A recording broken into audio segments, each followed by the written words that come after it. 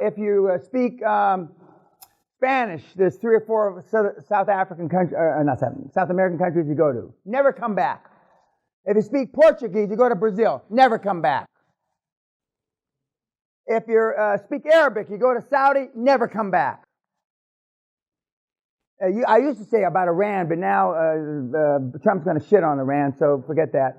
And if Raul Castro keeps his nose clean, and Sally and I went to Cuba, there's nothing. Cuba has nothing.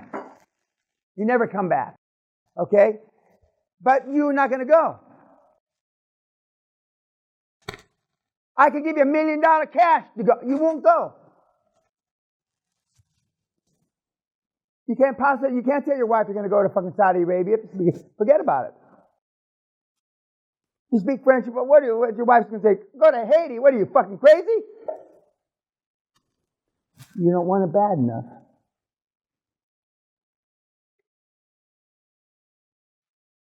It's that simple. There's 7 or 8 places around the world you can go, and it's a license to steal. It's like bird's nest on the ground. But they're tough places to go to.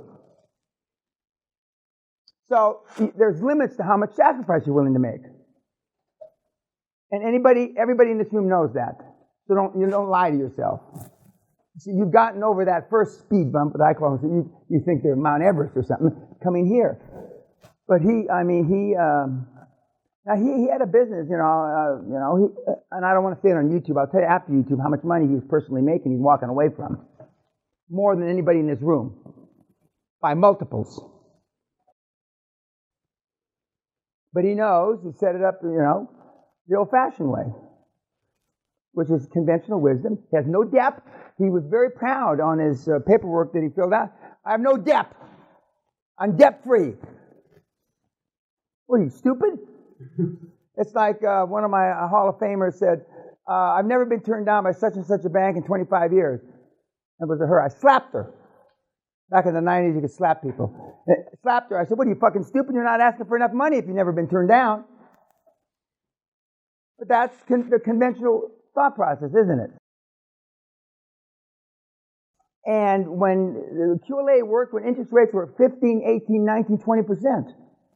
Now, Bruce the Whipple, we think you're going into a bank without a mask and a gun and just taking all the money you want at 3, 4, 5% interest. You have no idea. Just if your little chicken shit business that you might have, just think if you're paying 20% fucking interest. You're out of business. Forget about it. And yet they still whine and bitch. If they were giving you the money, it's like that social media deal I put on a Florida bank, I think it was Miami.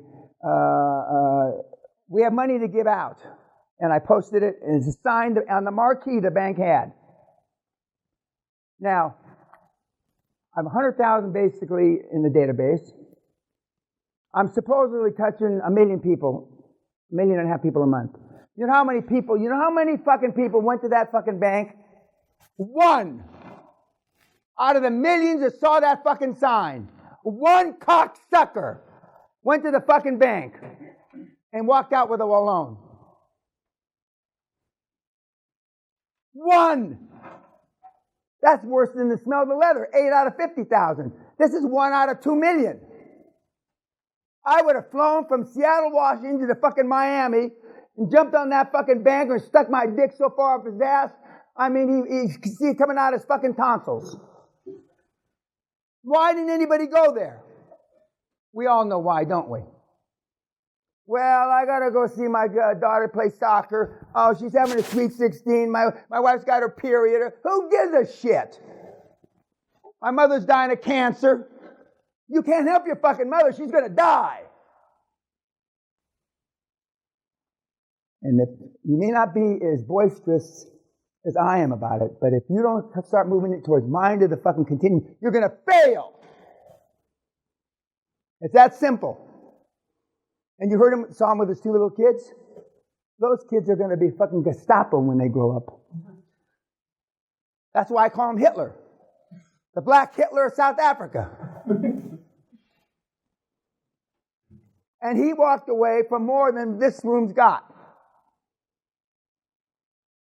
Because he knows that, and as he said, the companies he's buying right now are 5 times bigger than his conglomerate that it took him 18 years to build. 5 times bigger in 4 months. Of course, he didn't understand that South Africa is in fucking turmoil. I don't know how you could live there and not understand it's in turmoil. All you got to do, Sally and I, when we were there, because we used to have offices in Durban, Johannesburg, and Cape Town. And we're in Johannesburg. They lock you in the restaurants. They lock you in to protect you from people that come in and just taking your jewelry and robbing you and shooting you. They lock you in. And I said, what's going on? And the security guys with the M16s and shit like it. We're not trying to keep people, we're not trying to keep you in here. We're trying to keep people from coming in. And he doesn't think it's in turmoil. Well, he obviously knows it's in turmoil. And now he's going around, and you heard him say, money, non-recourse. Non-recourse means you don't have to pay the fucking money back. That's even freer than free. But he said, I wouldn't have believed it, right? Isn't that what he said? And one of the things, the day before you leave, when we go through, I actually go through that template. If you don't ask, you don't get. There's probably not anybody in this room that's ever asked for non-recourse money. What do you have in your portfolio that's non-recourse? Oh, you're writing that down. Fucking meatheads. Who has never heard of non-recourse money? Never heard of it. Well, it's out there, and most of the money at IMF, World Bank, and all those people I talked about is non-recourse. Because if you don't get it out the door, they lose it. They're not refunded the next year. It's like government contracts. And fucking Holland, Germany, Italy, they all have non-recourse money. The only place that I know of that doesn't have non-recourse is Russia. You take their money, you pay them back. Putin's not into non-recourse, I guess. I never asked him. But Putin's this tall too. What's the takeaway about Anelli? The Black Hitler of South Africa. Temptation is there to skip the steps. Oh, there was temptation, yeah. Temptation for him was him to bolt on to his existing deal instead of going to the dream team, etc., etc. I remember reading his weekly report that he was afraid of jumping out of a plane. That scared him a little. Not a little, a lot. But I mean, and he said he has 2 strikes. I don't care if you're Josh fucking Kim. You fuck up, I throw you out. I play no favorites. I don't give a shit if you're just on 60 Minutes and CBS 60 Minutes and you just said that I'm the greatest thing since Moses and Jesus Christ and Muhammad, and you fuck up, I'll throw you out of the program. I don't care. I treat everybody the same, as my daughter would say, like shit. I have no favorites. So when you fuck up, and we give you very detailed instructions how to do these fucking weekly reports, and at least 10% of you will fuck up the first one. Why? Why would you do that? Because you're looking for an excuse. Once, like he says, once you know how to do it and you're out there, it's on you. You got nobody to blame. Anything else? Any other takeaway from our young Black Hitler? He thought he had a lot of self-esteem. He thought. That's a great point. Some of you, when you filled out your paperwork, said, I have no regrets. My self-esteem's cool, or whatever the bullshit words. You're full of shit. You're not the sweat that rolled down from my sacks. I mean, you're not even that. You don't have that much self-esteem. It's because you've never been measured for self-esteem. Your benchmark for self-esteem is your fucking moron father that's got no dick. That your mother probably slaps around. How can you possibly, and for those of you that were raised by your mom alone, and there's a number of you in this room, how can you possibly, measure male role model even against a tough mom? You can't. There's no comparison. It's a miracle that single moms do as well with the kids as they do. But the bottom line is, somebody else has got a dad. I got a mom. She's a great mom. She loved me. So what? If love got the fucking job done, you wouldn't be here. The fucking meatheads on fucking YouTube wouldn't be watching me. Alpha male, and you don't have to be alpha male, but alpha male role models are like fucking hen's teeth. They don't hardly exist anymore. But you don't have to be alpha male to do this.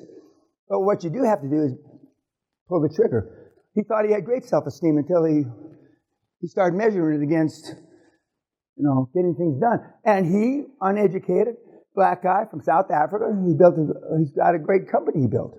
And he was in awe. The people were in awe of him. And he's walking away. Because he realized if he stays and runs that, he can't do this. Any other takeaways from, yes, sir? The mindset shift during the program.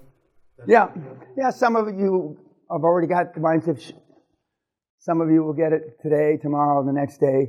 And some of you don't get the mind shift until you get out there in the cold wind of reality blows in your face. When you sit down to talk to your significant other, and she tells you to fuck off. That's your dream. That ain't mine. And down deep inside, there's a few of you in this room that know that. And you gotta make a decision. Shit or get off the pot. Not just her, but you. And it isn't everybody's cup of tea. Sacrifice is a bitch. Going outside your comfort zone is a bitch. And some of you are reasonably comfortable by normal standards. So it's even harder. In his particular case, he was super comfortable. And on the Zoom call, when the Zoom call he didn't miss, and I think he was talking about this car he got, which I had never heard of, and like it's a big fucking deal. But but I didn't even know Bugatti was a big expense. So I'm no judge of what's expensive and what's not. We've got some people complaining about coming to the Castle seminar, can't land their plane. Just like my 70th birthday, now we got guys coming to the seminar, can't land their plane close enough. We got a guy, are you licensed to land a helicopter here? Which we are, because I used to have one. And so it'll be interesting to smack the shit out of him, but if you listen to me, I'm going to beat you like a fucking rented mule. A stolen mule, forget a rented mule. Yeah, but if the mind shift doesn't come, now some of the guys and gals, it doesn't happen for days or weeks because you're in shock. And then pretty soon, like the kid that was in shock last night, you come out of shock and where am I, But like he said, in the audience in that seminar, Josh was in the audience, there's no question about it that it works. We could sit and watch webinars. How many webinars do we have, EJ? 58. We could sit and watch webinars just the whole week. And you'll see there's a pattern. Success leaves clues and stupidness leaves clues. And the same fucking question, there's 3 to 5 questions that every group asks 3 to 5. In this particular case, they didn't ask you, where do we get the equity? But that's one of the 58 that didn't ask that question, even though you don't need the money. And he's not putting up any money of his own in any of these deals. The second largest this in South Africa, the only this in South Africa. You don't have to put up any money if you go to Haiti either. Any French fuckers up there real French? Get a one-way ticket to fucking Port-au-Prince, never come back. Let me know when you're a multi-billionaire. Nobody. I'll buy you the ticket, Port-au-Prince. I'll put you up in the fucking hotel. Nobody. I'll give you a year's expenses. Nobody. You can take your wife. Nobody. I'll put your kids in private schools. Nobody. Why? Yeah, but I mean, you want to be a multi-billionaire? Yeah. Okay, well then you go live in the shit.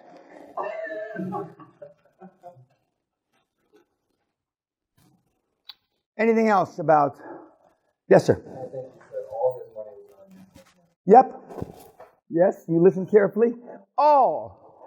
I mean, non-recourse money is better than a blowjob. And there's not many things in life better than a blowjob. A couple, but not many. Well, I should say a good blowjob. Okay. There's, dead fish blowjobs, forget about it. But if they can suck the chrome off a fucking trailer hitch, now that's the kind of, Now I'll get some feminist shit from some of the girls, but I occasionally get, well, I really know how to give that kind of blowjob, Mr. Peña. So,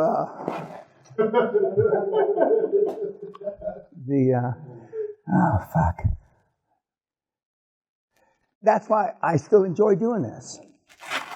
One day, Sally thinks you'll be 83 or something, you're going to wake up and say, why am I doing this? I believe I got more than 83, but which would give me 10 years. That's okay. Anything else about him? But he is not. I'm not giving you the best guys we have. I'm giving you kind of an average. And here's a guy that had money that's walking away from it to do this again because he realizes. And in the first 4 months, another thing, he's buying a resort. I said, you buy the resort, I'll do the grand opening for you under the new ownership early next year. And I said, maybe we can convince Sally we'll renew our vows again. And it's in Cape Town. And so I said that I'll do that. But he's building truly a conglomerate. In places like that, like in Haiti and in Cuba, it's hard to find which one to start with because everything's fucked up. It's devastated, the countries. Anything else on him?